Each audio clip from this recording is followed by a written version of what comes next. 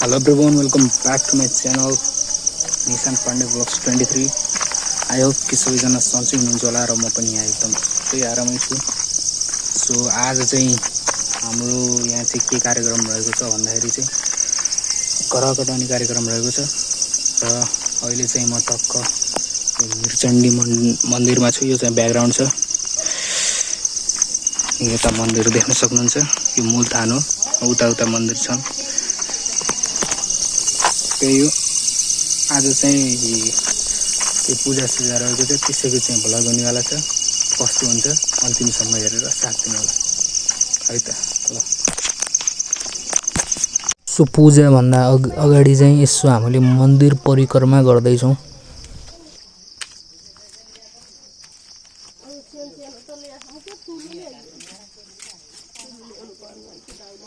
So अहिले चाहिँ हामी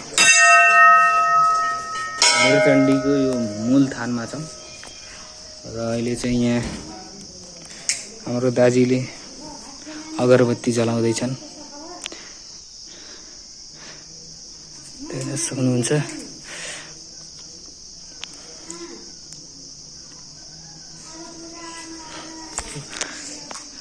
म पुरा मन्दिर देखाइदिन्छु एकचोटि।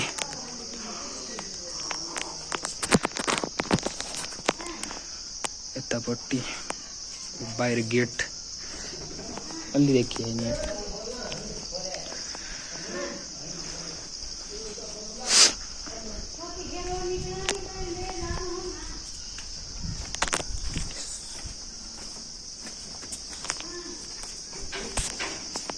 यस हाइगर हो सेवास। सो अहिले चाहिँ यो मूलथानमा हल्का पूजा हुँदैछ।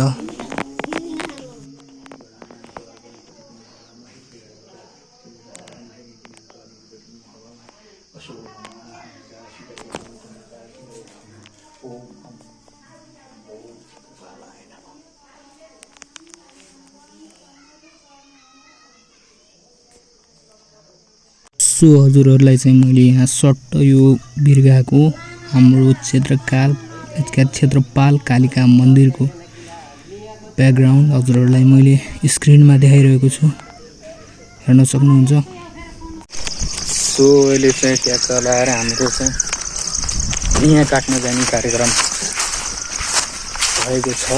बिहा काट्न हामी जाँदैछौँ अहिले चाहिँ। कता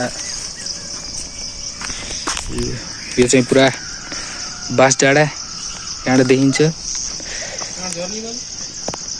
यता चाहिँ गलाम छ अनि त्यता अडचाली स्कुल देखिएको छ। हल्का राम्रो भ्यू पनि देखिएको छ यहाँबाट। फुत्त फुङ्गालके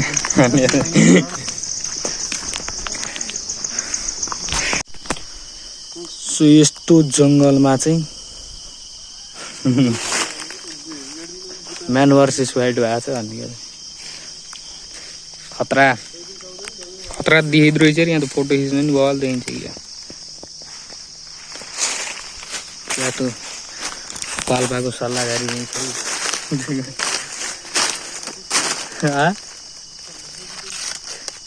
पाल्पाको सल्लाहकारी जस्तो रहेछ यहाँ। यहाँ फोटो खिच्न चाहिँ खतरा देखिन्छ। यस अनि देउडा दिया भेटाइयो बल्ल। यहाँ दियाको खोजकर्ता चाहिँ उहाँ हो।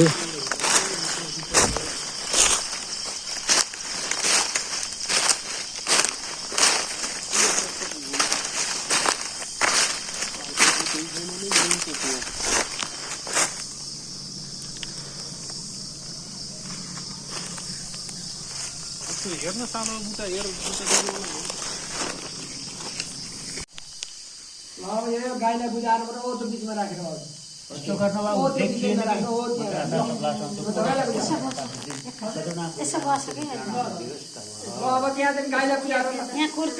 सो हाम्रो पूजा चाहिँ स्टार्ट भइसकेको छ। मैले चाहिँ अलिअलि क्लिप देखाउँछु हजुरहरूलाई। पुरै चाहिँ देखाउन मिल्दैन किनभने 2-3 घण्टाको पूजा हुन्छ। त्यो पुरै देखाउने भने त्यो भ्लग लामो हुन्छ, त्यही भएर मैले हल्का देखाउँछु। त्यति हजुरहरूले हेर्नु होला है त।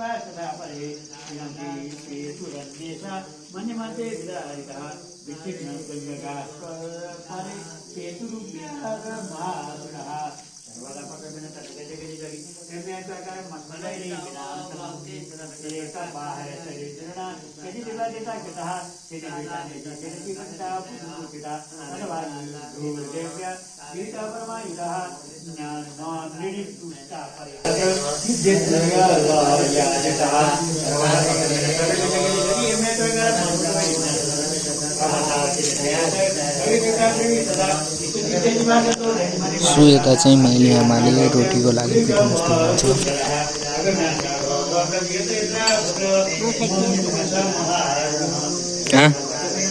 किन भिडियो गराउने के चिया पकाउँदै हुनुहुन्छ यहाँ चाहिँ हाम्रो मम्मीले।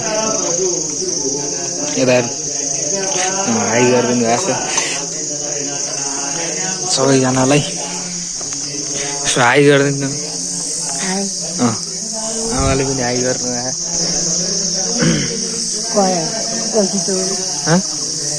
युट्युबमा।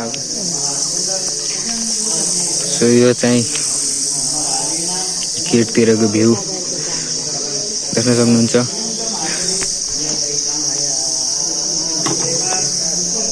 यो चाहिँ यहाँको क्षेत्रपालको थान भनौँ हाम्रो गाउँको। यहाँ चाहिँ बेला बेलामा ठुलै पूजा पनि हुने गर्छ। र म चाहिँ धेरै पछि आएको छु यहाँ चाहिँ। तर यहाँ त पाठा साठा गाट्ने ठुलै पूजा पनि हुन्थ्यो पहिला पहिला।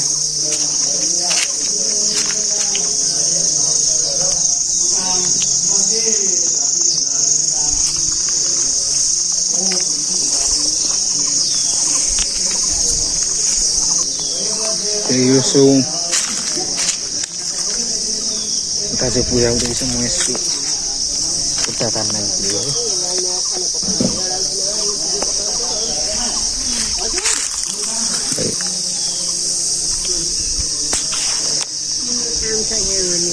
यहाँ माथि फेरि एउटा कोटा भन्ने मन्दिर पनि छ यतापट्टि कतापट्टि।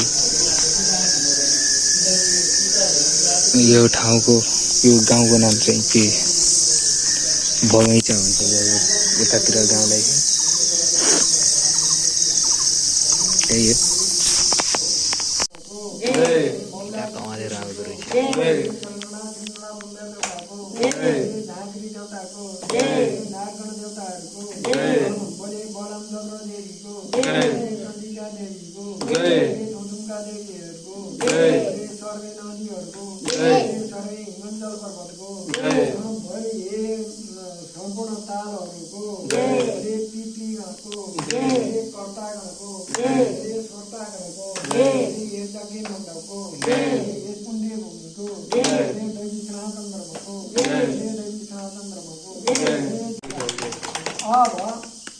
अब पूजा गर्ने शरण लान पर्यो। काली पूजा अहिले दुईटा छोराहरू गएर भित्र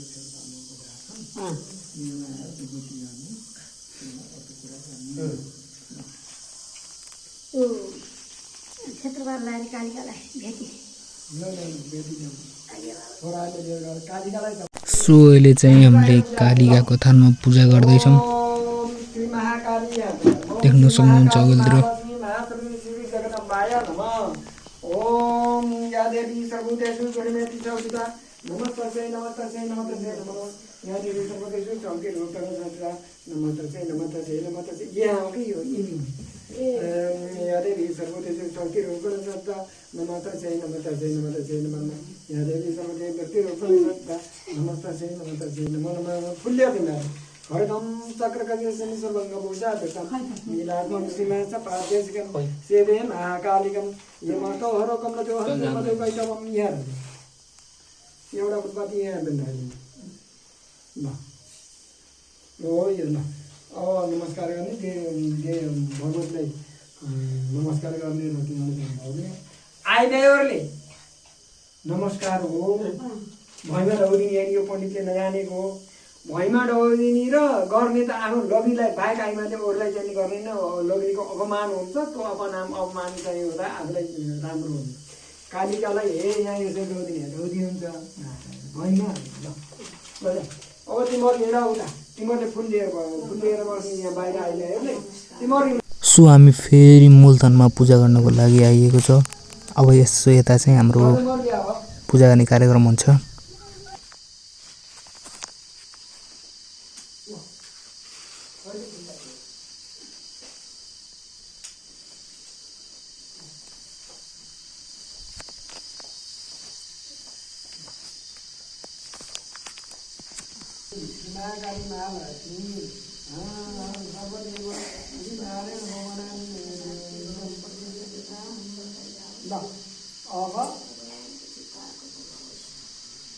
अब बत्ती ज्याउती जलाउनु पर्यो ओ त्यहाँबाट दुई बत्ती निकालेर जलाइदिनु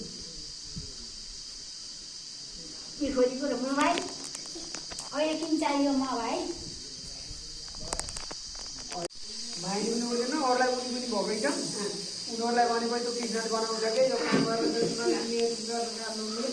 बोलाउने चिया खाने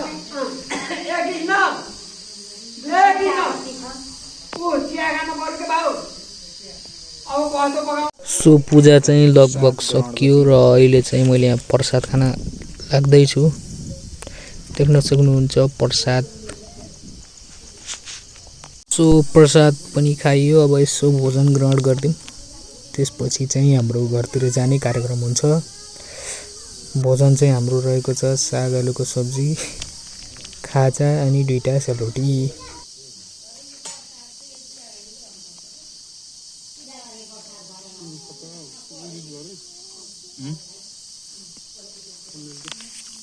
एडिट त गरिहालिन्छ नि एडिट त गर्छु नि थम्बनेल पनि बनाइन्छ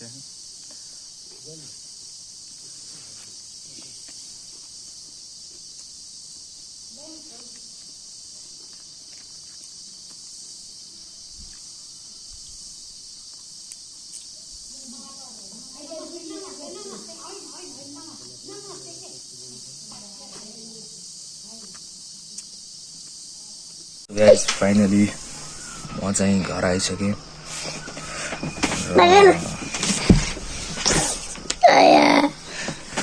ब्लग पनि यति नै थियो आई होप हजुरहरूलाई राम्रो लाग्यो होला यदि राम्रो लागेको छ भने लाइक शेयर सब्सक्राइब अनि एउटा मिठो कमेन्ट हाल्न नबिर्सिनु होला भन्दै आजको लागि यही बिदा हुन चाहन्छु हस्त धन्यवाद see you again in the next blog by